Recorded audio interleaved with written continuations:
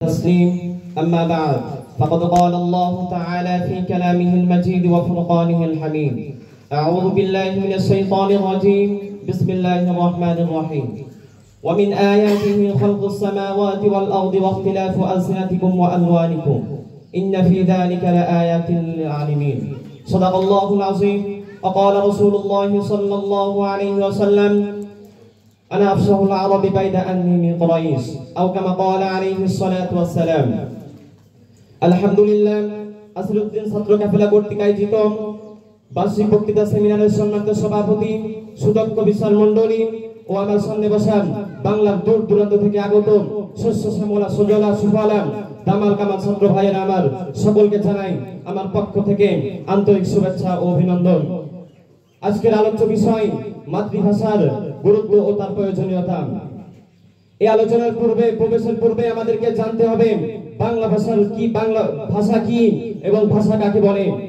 ভাষা বিজ্ঞানীদের মতে মনের ভাব প্রকাশ করার জন্য মানুষ যে সকল সাংকেতিক ধ্বনি ব্যবহার করে থাকে তাকে ভাষা বলে।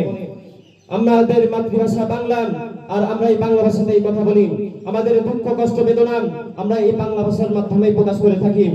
শিশুকাল থেকেই আমরা আমাদের মায়ের মুখ থেকে বাংলা ভাষায় কথা বলতে শিখেছি। এই ভাষায় লেখাপড়া ও কথা বলতে আমরা যেরকম আনন্দ বোধ করি অন্য ভাষাতে তার সেরকম করতে পারি না।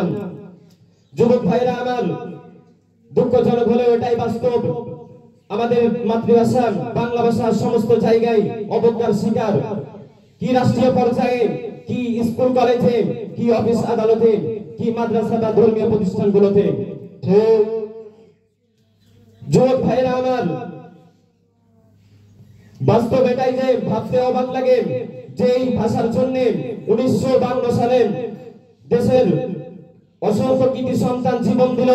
তাদের মধ্যে আব্দুল সালাম, রফিক, বরকত, আব্দুল জব্বার তাদের বুকের রক্ত ঢেলে দিল ঢাকার কালো পিচঢালা রাজপথে। তাহলে ভেবে দেখুন যুবক ভাইরা আমার, এই ভাষার জন্য দেশের হাজারো যুবক জীবন দিয়েছে। আর আমরা এই ভাষার জন্য কি করছি? আমরা এই ভাষার জন্য কি করছি?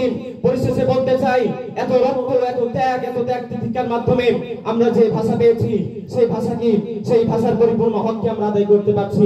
যদি তাই হতো তাহলে বাংলা ভাষার পরিবর্তে বাংলা ভাষাকে বাদ দিয়ে আমরা ভিন্ন ভাষায় কথা বলাকে ফ্যাশন মনে করতাম না।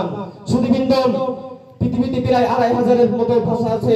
এর মধ্যে চীনা ভাষা, ইংরেজি ভাষা, রুশ ভাষা, হিন্দি ভাষা, আরবি ভাষা, বাংলা ভাষা, জার্মানি ভাষা হলো প্রধান।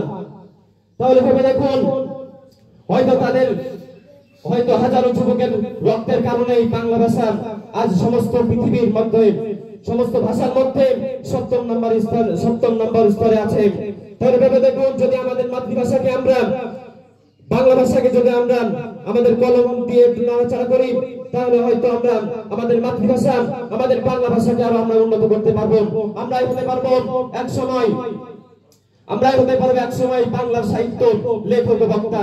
তাই সকলের প্রতি বাংলা বিশুদ্ধ ভাষায় কথা বলার আহ্বান রেখে আমার সংক্ষিপ্ত আলোচনা শেষ করছি। ওয়া মা আলাইনা ইল্লাল বালাগ। আসসালাম।